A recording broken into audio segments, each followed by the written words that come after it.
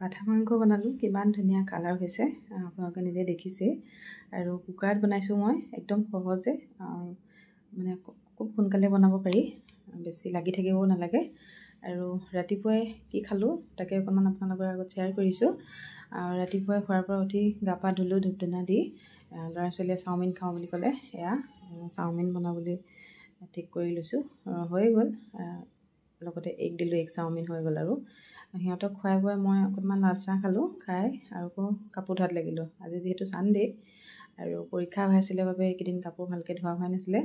এই কাপোৰবোৰ উলিয়াই ল'লোঁ আৰু কাপোৰখিনি ধুই লৈছোঁ। ইয়াত দেখিছেনে, বতৰ একদম আজি কেইবাদিনো হ'ল বতৰ এনেকুৱাই, নহয়নে?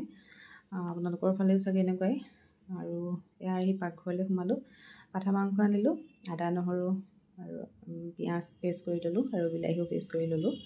আৰু আজি কুকাৰত বনাম, একদম সহজে পটককৈ হ'ব তেনেকুৱাকৈ বনাইছোঁ। যিহেতু কাপোৰ কানি ধুই থৈছোঁ, অকণমান এলাহো লাগিছে, একেবাৰে সহজতে বনাম বুলি কুকাৰ এখন পাতি লৈছোঁ। তাৰপিছতে তেল দিলোঁ, তেল দি ইয়াতে পিঁয়াজ দিলোঁ, পিঁয়াজখিনি ৰঙচুৱা হৈ ভাজালৈকে।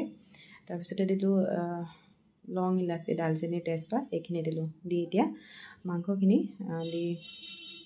দিছোঁ আৰু এইখিনি ভালদৰে লৰাই ভাজি লৈছোঁ। এনেকৈ বনালে বহুত সোৱাদ হয়, খাই চাব যিসকলে এনেকৈ কুকাৰত বনাই খোৱা নাই। আৰু এতিয়া দিলোঁ নিমখ দি আকৌ লৰালোঁ। আৰু এইখিনি লৰাই অকণমান ঢাকোন মাৰি লৰাই আছোঁ। তাৰপিছতে ইয়াৰ পৰা অলপ পানী ওলাইছে। তাৰপিছতে দিলোঁ পিঁয়াজৰ পেষ্টটো, নহৰু আদাও আছিলে ইয়াতে, একেলগে পেষ্ট বনাইছিলোঁ। আৰু এয়া দেখিছেনে, ধুনীয়াকৈ মাংসৰ পৰা পানীটো ওলাইছে। এতিয়া দিলোঁ মছলাখিনি, যি য'ত মছলা থাকে সকলোবোৰ দিছোঁ। জিৰা, ধনিয়া, হালধি, জলকীয়া গুড়ি, কাশ্মীৰী জলকীয়া গুড়ি, এইখিনি সকলোখিনি দি লৰাই তাৰপিছতে বিলাহীৰ পেষ্টটো দিলোঁ। আৰু বিলাহীৰ পেষ্টটো দিয়াৰ পিছতে অলপ লৰাই ঢাকোন মাৰি তাৰপিছতে আলু দিলোঁ। আলু দিয়াৰ পাছত এতিয়া গৰম পানী দিলোঁ। আৰু গৰম পানীখিনি দি অকণমান এনেকৈ লৰাই আকৌ কুকাৰত ঢাকোনখন লগাই চিটি মাৰিলোঁ। আৰু 5-6টামান চিটি মৰাৰ পিছতে এয়া চাওকচোন কিমান ধুনীয়া কালাৰ হৈছেনে। সঁচাকৈ খুব সোৱাদ হৈছিলে, বনাই খাব যদি নাই খোৱা এনেকৈ।